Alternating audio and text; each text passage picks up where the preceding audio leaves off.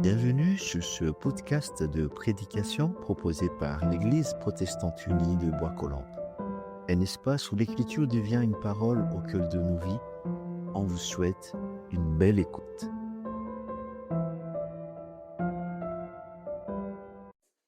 Nous lisons dans la lettre de Paul aux Colossiens, c'est au chapitre 3, les 4 premiers versets. Du moment que vous êtes ressuscités avec le Christ, recherchez ce qui est en haut, là où se trouve le Christ, assis à la droite de Dieu. C'est en haut qu'est votre but, non sur la terre. Vous êtes morts en effet, et votre vie est cachée avec le Christ en Dieu. Quand le Christ, votre vie, paraîtra, alors vous aussi, vous paraîtrez avec lui en pleine gloire.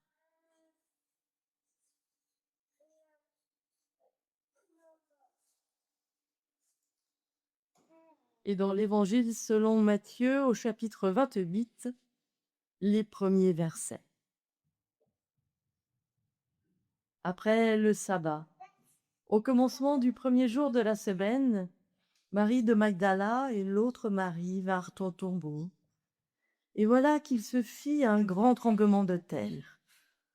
L'ange du Seigneur descendit du ciel, vint rouler la pierre et s'assit dessus. Il avait l'aspect de l'éclair et son vêtement était blanc comme neige. Dans la crainte qu'ils en eurent, les gardes furent bouleversés et devinrent comme morts. Mais l'ange prit la parole et dit aux femmes, « Soyez sans crainte. Je sais que vous cherchez Jésus le crucifié. Il n'est pas ici, car il est ressuscité comme il l'avait dit. Venez voir l'endroit où il gisait. Puis vite, allez dire à ses disciples, il est ressuscité des morts et voici qu'il vous précède en Galilée. C'est là que vous le verrez. Voilà, je vous l'ai dit. » Quittant vite le tombeau, avec crainte et grande joie, elles coururent porter la nouvelle d'Issée. Et voici que Jésus vint à leur rencontre et leur dit, « Je vous salue. » Elles s'approchèrent de lui et lui saisirent les pieds en se prosternant devant lui. Alors Jésus leur dit, « Soyez sans crainte. Allez annoncer à mes frères qu'ils doivent se rendre en Galilée. C'est là qu'ils me verront. Seigneur, ta parole est vérité. Guide-nous et sanctifie-nous dans la vérité. Amen. Frères et sœurs, voici un œuf. Un simple œuf fermé, clos, scellé. On pourrait le faire passer de main en main, le regarder, le tourner dans tous les sens. Rien ne s'ouvre, rien ne se laisse voir à travers la coquille. Et pourtant, nous savons bien ce qu'il y a dans un œuf. Du blanc, du jaune, parfois un poussin. Il n'y a pas de surprise. Comme pour les tombeaux. Un tombeau, c'est un tombeau, et on sait ce qu'on y trouve. Un corps, et un corps mort. C'est comme ça. C'est la logique de notre vie. Et c'est presque rassurant de savoir ce qu'on trouve dans un tombeau, comme dans un œuf. Et voilà que Pâques arrive.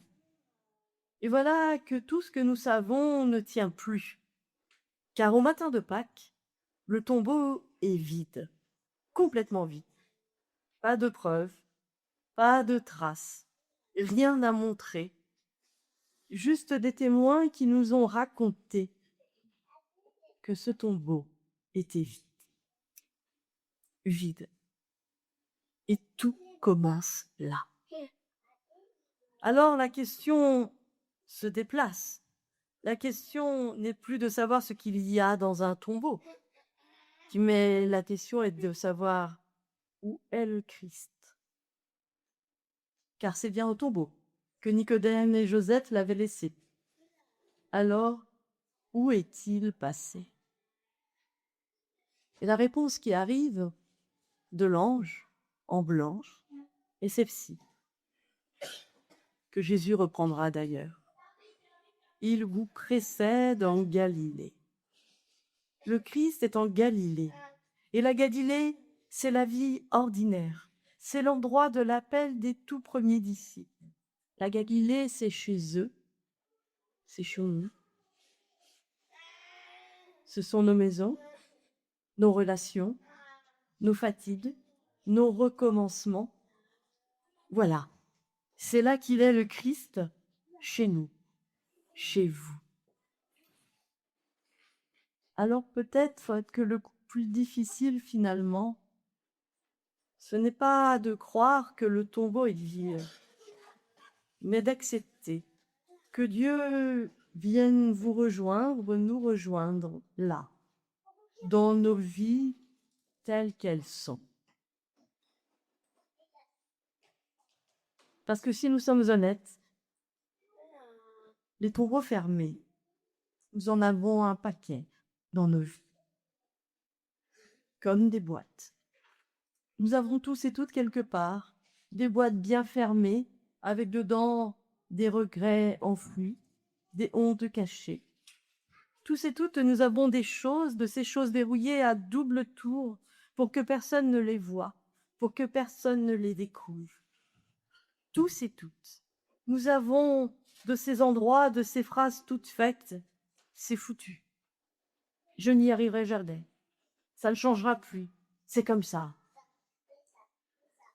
Des morceaux de nous que nous avons refermés, des relations que nous avons enterrées, des élans que nous avons laissés mourir. Et parfois, à force de verrouillage, nous nous sommes habitués à vivre avec.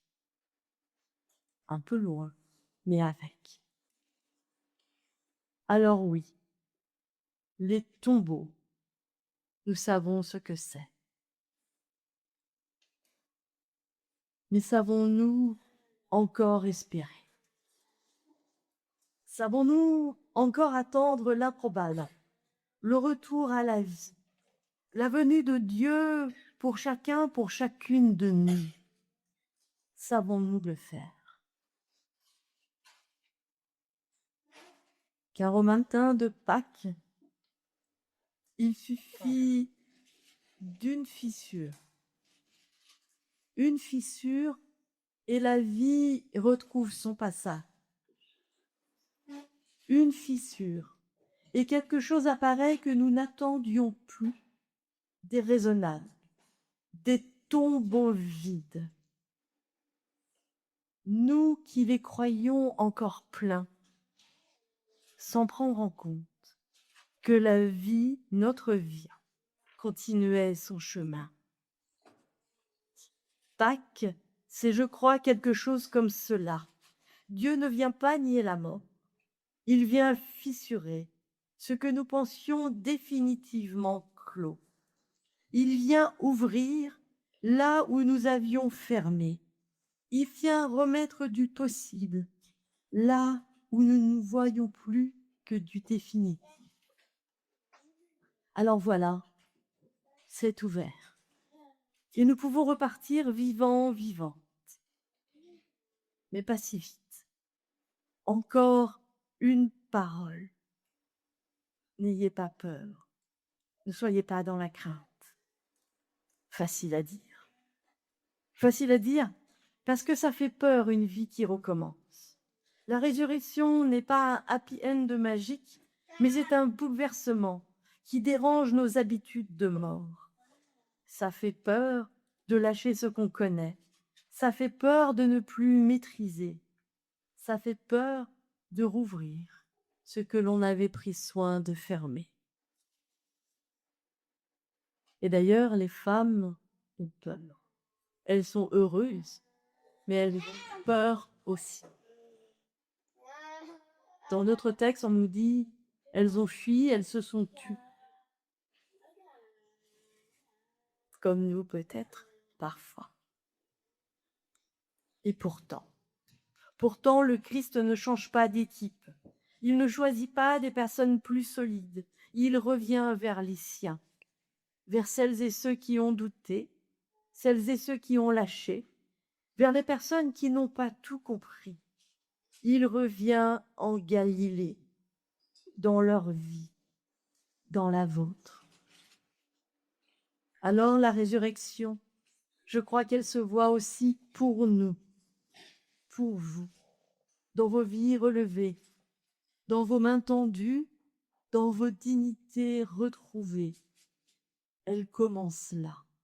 Elle commence là, quand quelque chose se remet à respirer, quand une confiance timide revient, quand une parole se libère, quand une paix s'installe là où il n'y avait que tension, quand nous osons à nouveau un pas, petit, fragile, mais vivant.